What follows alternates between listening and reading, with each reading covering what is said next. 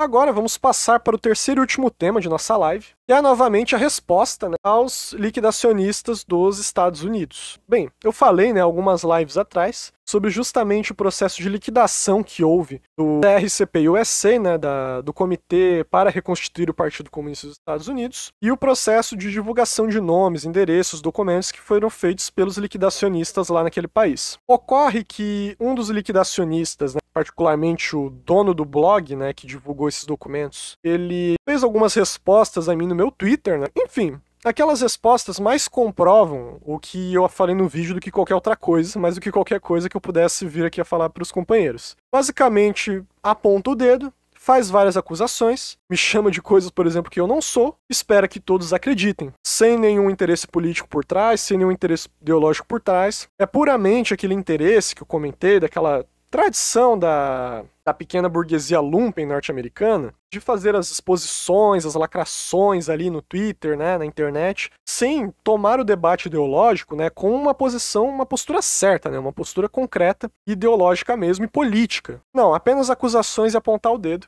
Mas é importante que eu aborde esse assunto, né, para além das acusações que foram feitas, porque eu recebi alguns comentários no corte desse vídeo que eu considero importante que nós abordemos. Eu vou mostrar aqui para os companheiros. Vejam, esse aqui é o corte, né, do vídeo Denúncia e Ação Nefasta de Elementos Liquidacionistas dos Estados Unidos, né, justamente um corte de nossa live. E aqui o companheiro que assina como Fue Gonçalo, ele coloca o seguinte comentário. Esta é uma informação enganosa sobre o CRCP-USA. Foi uma organização terrível que aterrorizou seus próprios membros. O fato de ofuscar a realidade objetiva do CR, com a sua defesa subjetiva, contra o que quer que estes liquidacionistas queiram fazer online é absolutamente repugnante. E aqui ele coloca, né, um texto do publicado no blog do Redguard Austins, que foi reproduzido justamente pelos Revolutionary Study Groups lá nos Estados Unidos, né, que foram justamente uma parte daquele racha que aconteceu, né, revolucionários que ainda lutam, né, pela reconstituição do partido naquele país, em que eles fazem críticas aqui ao texto da CIC,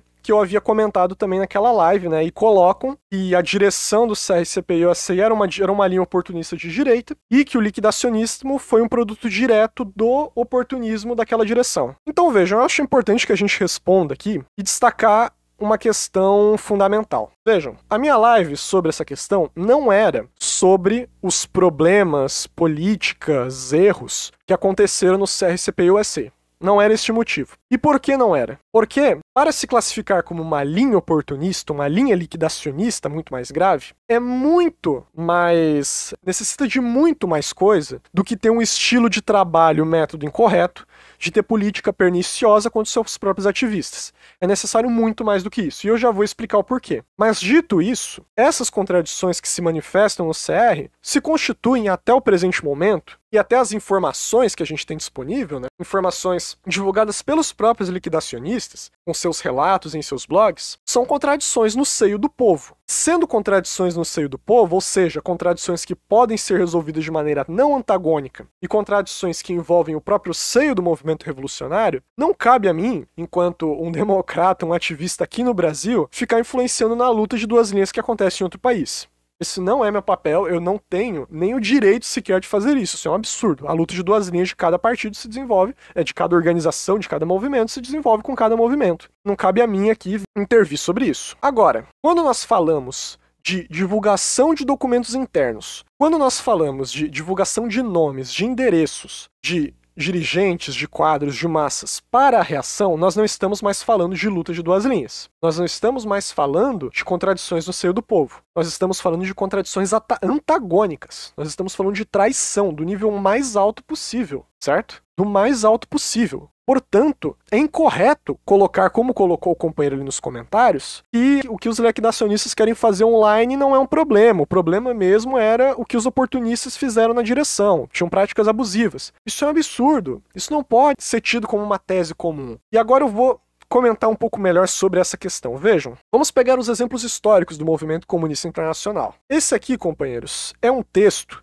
do presidente Mao Tse-tung, de 1928, que se chama A Luta nas Montanhas Chincan. Esse texto aqui é uma condensação da luta de duas linhas que o presidente Mao levou no partido à época, por vários anos, inclusive décadas, contra uma linha oportunista de direita que era da direção. E aí vocês devem me perguntar, mas o que essa linha oportunista de direita ela fez para ser classificada como uma linha oportunista de direita? Será que ela tinha práticas abusivas contra seus combatentes? Será que ela tinha atitudes perniciosas, posições políticas incorretas, posições políticas que absolutamente não seriam revolucionárias? Também. Só que pior do que isso, essa direção oportunista, através de sua política e de sua concepção ideológica, levou milhares de comunistas, de combatentes e de massas à morte, à tortura, à repressão. Foi nessa época em que o partido perdeu a imensa maioria de seus militantes, que praticamente foi quase extinguido em termos numéricos. Houve grandes massacres por parte da reação que só foram possíveis de acontecer pelos erros e pelas políticas perniciosas da direção oportunista. E aí vocês devem me perguntar, o presidente Mao saiu da organização, saiu do partido, começou a mandar carta pro Kuomintang com a fotinha dos dirigentes de direita, falando, esses caras aqui, eles são uma seita, um culto, eles estão matando a gente? De maneira nenhuma. O presidente Mao teve uma disciplina férrea até o fim. O presidente Mao seguiu essa direção mesmo com o risco dele próprio morrer, porque essa direção estava levando a esses problemas. Ele seguiu essa direção sem nunca deixar de criticá-la,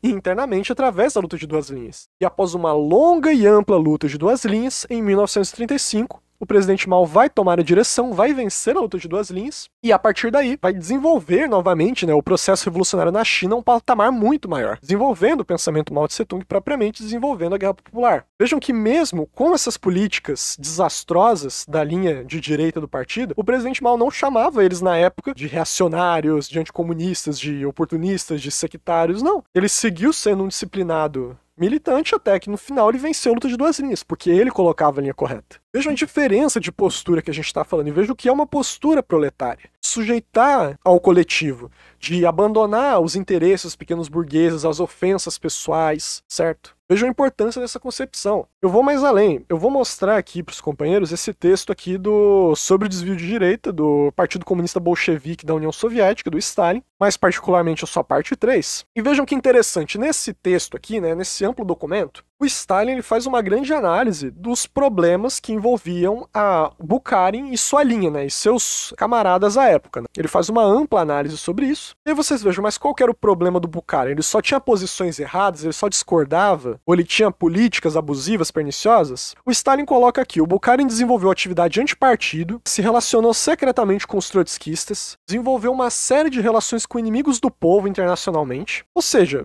praticamente estava virando um sabotador quase. Esse texto demonstra muito bem isso comprovadamente. E aí vocês perguntam, Stalin expulsou Bukharin? Stalin prendeu Bukharin, sendo aquele, como colocam a reação, burocrata, ditador? Eu vou mostrar para vocês aqui o que o Stalin fez. Ele propõe que Bukharin deva se retificar e que os bukharinistas devam se retificar sobre a questão. E inclusive fala, alguns companheiros insistem na expulsão imediata de Bukharin e Tomsky do Birô Político do Comitê Central. Não concordo com esses companheiros. Sou da opinião de que, no momento, uma medida tão extrema não é necessária. Ou seja, mesmo depois de tudo isso, o Stalin ainda considerava uma luta de duas linhas. Ainda considerava uma contradição no seio do povo que era passível de resolução no seio do povo. No caso, o Bukharin e o Tomsky, que eles estavam no Birô Político do Comitê Central, que é um dos maiores órgãos que existe no Partido Comunista e aqui da União Soviética. Então vejam que mesmo com tudo isso, Stalin sequer propôs que eles fossem expulsos. Pelo contrário, colocou a crítica ideológica, política e orgânica e colocou para que estes se retificassem de seus erros. Então vejam,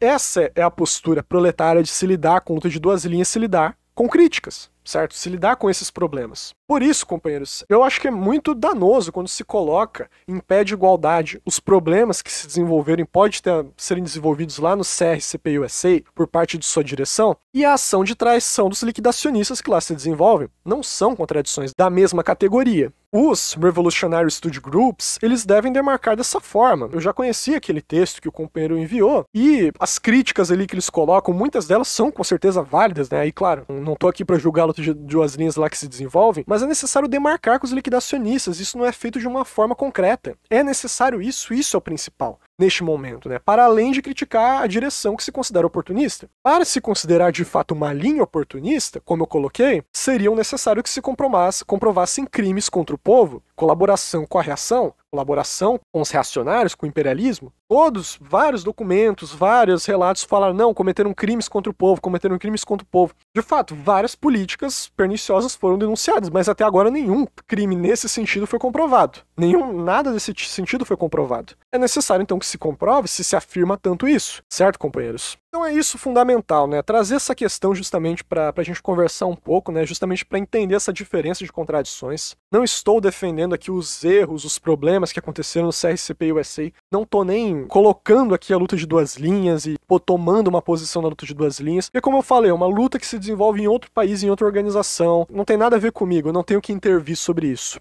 Evidentemente que pelos relatos, pelos documentos, a gente vê bastante coisa que estava errada, isso é óbvio. Qualquer um que foi ler lá e viu sabe disso. Mas vejam, até o momento, isso se enquadra como uma contradição no seio do povo. Enquanto que traição, capitulação e colaboração com a reação é traição, é contradição antagônica, certo? Por isso não podemos ter essa concepção de que são iguais ou que a direção foi pior do que isso aqui. Os que se acusam, né, de que eram oportunistas. Devemos ter isso muito claramente em mente, certo? Muito claramente. Quanto aos liquidacionistas, não tem que responder nada, porque até agora nenhuma crítica política foi feita, não há o que se responder, apenas acusações que não cabem aqui, mas aos companheiros que comentaram, que demonstraram apoio ali justamente nessa ausência de falar sobre os erros do CRCP-USA, é importante demarcar isso, né? Essa diferença entre o que é uma contradição no seio do povo e o que é uma contradição com o inimigo. E vejam, se nos exemplos históricos que temos, né, com a contradição com o Bukharin, na contradição com a linha de direita no PCCH, aquilo ainda, sob até determinado momento, era contradição no seio do povo, que dirá o que a gente vem acontecendo aí em outros países, certo? Então isso é fundamental. Inclusive, eu até esqueci de falar, mas nesses comentários aqui houve uma imprecisão em que um companheiro fala que aquele texto lá que eu mostrei era da LCI, era uma declaração da LCI. Vejam que isso não procede, né? Aquele texto é da CIC, que é uma revista da esquerda maoísta mundial, né? Uma revista teórica. A LCI nunca se pronunciou sobre isso, não conheço nenhum documento que fale sobre isso até o momento. Então é importante destacar essa questão, né?